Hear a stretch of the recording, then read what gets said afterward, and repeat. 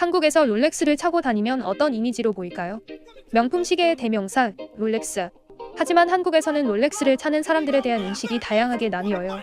긍정적인 시선부터 부정적인 시선까지 오늘은 한국에서 롤렉스를 차고 다니는 사람들에 대한 이미지를 분석해 볼게요. 한국에서 롤렉스는 성공한 사람들이 차는 시계라는 인식이 강해요. 롤렉스를 차고 있으면 경제적으로 여유가 있는 사람이라는 이미지가 생기죠.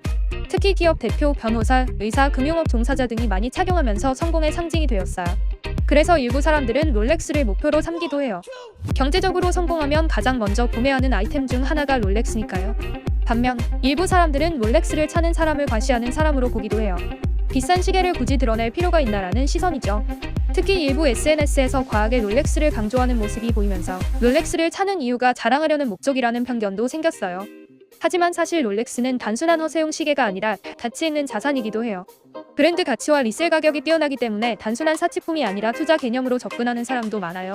한국에서는 롤렉스를 차는 사람들을 보면 직업을 추측하기도 해요. 예를 들어 변호사, 의사, 기업가는 데이토나나 서브마리너, 금융업 종사자는 요트마스터나 GMT 마스터, 자영업자나 사업가는 골드 롤렉스나 데이데이트를 선호하는 경우가 많죠. 그래서 어떤 사람들은 직업적으로 신뢰를 주기 위해 롤렉스를 착용하기도 해요.